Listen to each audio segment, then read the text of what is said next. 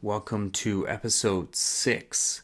And this week we're going to be talking about linking objects and elements in our scenes, in our paintings, to make it feel like it's stitched together. And it's essential to kind of link them together so that they feel like they belong in the same scene. They're cohesive, kind of allows our eye to flow to our focal points. And there's a variety of ways we can do that. A lot of times, if we have different elements that aren't compositionally linked together, they may feel disjointed, fragmented, and kind of, I like to use the word stitched together. It just kind of feels like it's separate and it doesn't really flow together. And we'll take a look at examples. It's kind of hard to explain without showing some visuals. So let's jump right in. All right, so linking objects. So what do I mean? I have some examples we're going to take a look at from masters, but let's jump in here first. Let me get my trusty red here. Okay, so I put together a little scene here. I love westerns, so of course it's going to be a cowboy approaching a hanged man. Okay, so this is my quick little story point, and right now it feels disjointed because it's done well. You know, we're in the thirds, and we've got a big shape and a small shape. You know, we've done all that, but now how do we now done all that kind of loosely here and quickly, but trying to make a point is how do we connect these two together so it doesn't feel like, you know, one piece over here and two piece over here, and this kind of the separation doesn't really connect. It doesn't feel like one cohesive kind of element flowing together to tell our story. So one way we can do that, there are several ways, of course, but in this instance, we can use elements to link them together. Like if the sun was behind our hero, it would cast a long shadow, the setting sun. We can use a long casting shadow to connect objects together. So using a shadow and then having several elements, maybe he's dropped a bag here or something below, to kind of connect it together with the tree. So maybe there's a bush or weeds that kind of come out here in the foreground, wherever. But now we're starting to get linked together. We have the elements kind of bringing our focal point, which is our hero, approaching through a long cast shadow that may connect to objects in the scene, weeds, rocks, whatever it may be, connecting it all the way to the tree and bringing us to our hanged man. So we need elements in our scenes that connect our story elements together. And in this instance, it was a cast shadow that linked objects together. There's a lot of different ways, as we'll see in the examples, of linking objects together through overlap to connect them together and create that nice flow. And that's one example of having a cast shadow. There's elements like rocks that are connected together with, let's say, weeds, and then there's, let's say, a pathway that may lead somehow to our hero right there. So there's a lot of different ways we can do it. This is a dirt road, let's say, and it connects our hero back into our hanged man. Again, this can be somehow connected through more weeds kind of coming up here like that, connecting it, and maybe even have something overlap on top, maybe another rock behind him, or there's a fallen over tree stump that he was standing on that they kicked down or something to hang him. But now it kind of feels linked together. So that's what I mean by linking objects. So let's take a look at how some masters do this in their compositions to make it feel like it's all connected together. Again, these are ways to tell our story a little bit better. They're not used for no reason. And again, everything that we've talked about throughout these episodes are all tools. And the more tools you have, the more weapons essentially you have to tell your story. So this is just another element to help tell your story, to make your compositions beautiful, pleasing to look at, and inevitably make your focal points and story a lot stronger. All right, so let's take a look. Syd Mead, obviously super famous, a master at what he does.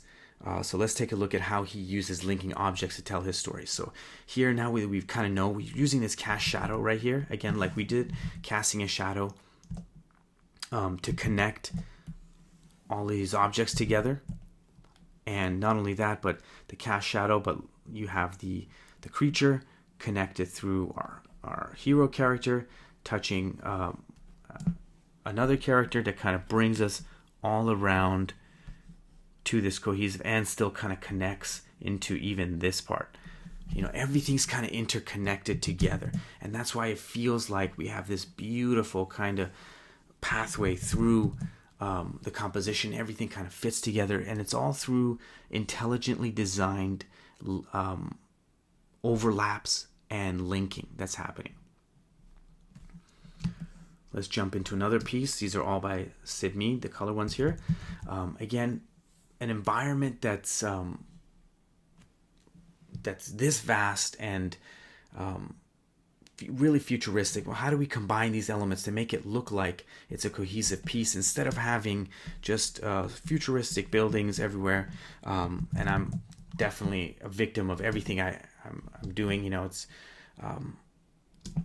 you're not just the only ones. I'm a victim of all of these things. I don't do enough of this either. But being aware of it is the key here. And having this kind of link kind of coming back, and I'm just following kind of lines, bringing this and this cast shadow, bringing it back, connecting it back into our hero building, which is the focal point here. So our eyes kind of constantly linking objects throughout the composition. Beautiful. And it just all feels together and linked, and he's a real master at this. Here's another piece, Syd Mead, having a foreground element come in. Obviously we have overlapping tree branches and twigs and stuff coming in and connecting our secondary mech here together. Sometimes it can be just a simple connecting. It doesn't have to be an elaborate thing like this, or so much linking. This is just a really big image. That's why there's so much interconnection. But if it's close up, you just find a few things that connect them together, and they kind of start to work together. Here's another piece with a bunch of characters. Grab my layer back. Characters, of course, overlapping one another, connecting. This is kind of connecting. It's when you see it, you can see, holy shit, this is pretty awesome. Connect. These are all, they're touching glasses, connect, all the way through. Everything kind of has this nice overlap of forms to connect the pieces together. Doesn't feel disjointed. It feels really together, put together, designed, and just a nice flow through the composition. Beautiful. All right, let's jump to Nino, another guy we've looked at quite a bit through the weeks. And why do we keep looking at him? Because he's a master, and that's what we're going to learn from. And this is great. This is awesome use of contrast that we talked about, light against dark, in its simplest form, literally white against black, light against dark. And we start to connect these shapes. Now, they don't have to be literally touching each other. Remember, it's not a literal thing, but it can be using these contrast, light against dark, connecting. And then this is where the connection starts, these light patterns connecting together and leading us into our hero focal point. Really beautiful. All right, let's check out another piece, Nino. Using, we talked about cast shadows. This is contrast now, using contrast to link objects. Now reflection. This is a reflection on water from something obviously off screen. We have our hero character kind of here, connected through this foreground foliage connected to the reflection. All right, Rob Rupel, another awesome artist. You haven't seen his stuff, check it out. Simple street scene. How do we make this? Looks a little stretched, so I'm just going to squash that. How do we connect these elements together? Well, using cast shadows, again, great opportunity for that. But having light against dark. So we have cast shadow here from something off screen through light, hidden light, oops, curb element, cast shadow again, linking us all the way to our car, which then links us straight to, let's say that's our hero car that he wants us to look at. Oops. So use of cast shadows and light, linking elements together. All right. Another Alex Nino. Beautiful image, concepts from Mulan. I think they're all from Mulan. So if you're wondering. All right, so pretty, a lot of elements in this. Again, how do we make it seem beautiful without making it complicated?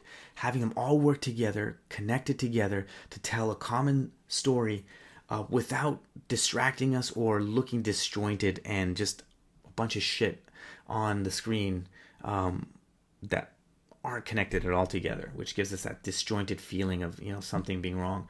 All these images, I kind of have, I feel them. You know, it may sound weird, but you got to feel it, and they kind of feel connected. It's the only way I can put it. I have no idea. But you can start to see, you know, all of this kind of connecting. Well, you can probably even start from the bottom here, all these shapes kind of connecting. Our eyes digesting this area, connecting. Cast shadows again to elements here. We have shadows again bringing us into the workers and kind of flowing throughout. All these elements linking cast shadows all the way through. So all the elements here kind of flow nicely together. That gives us that connected. There's a lot of elements in here. A lot of elements. Weeds do help. We talked about that in the example. Cast shadows, reflections, any kind of, obviously, anything in your scene that can help connect usually will. All right. Here's another piece from a guy you probably never heard of, Craig Mullins. Obviously, I'm kidding. Super famous and just a ridiculous master. Complicated scene. There's kind of a Three Musketeers battle going on. How the hell are we going to organize all this information so it doesn't look chaotic, messy, and just all over the place through linking objects? Here is our two hero characters fighting in the foreground, connected not only by sword, but also by cast shadow. Then overlap to these two characters that are fighting and kind of taking it back to the rear of the battle. But all of these elements, dead guys, fighting, they're all connected.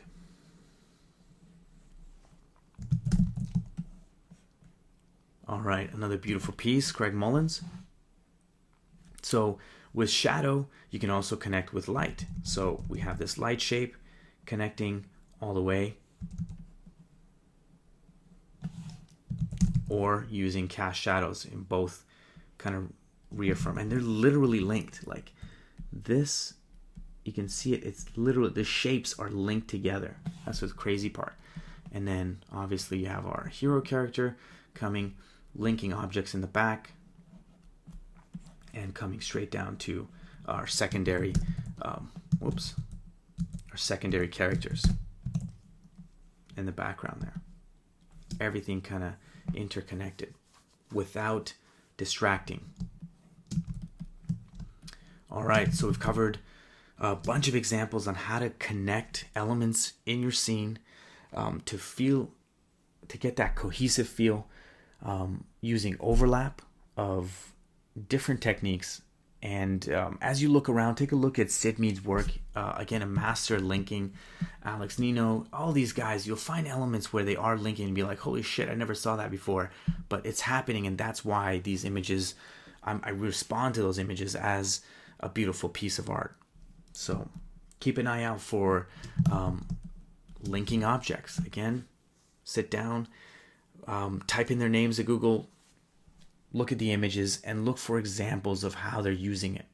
And then create your own little thumbnail examples of how, come up with a silly story like I just did, and then find ways to connect two elements, no matter what.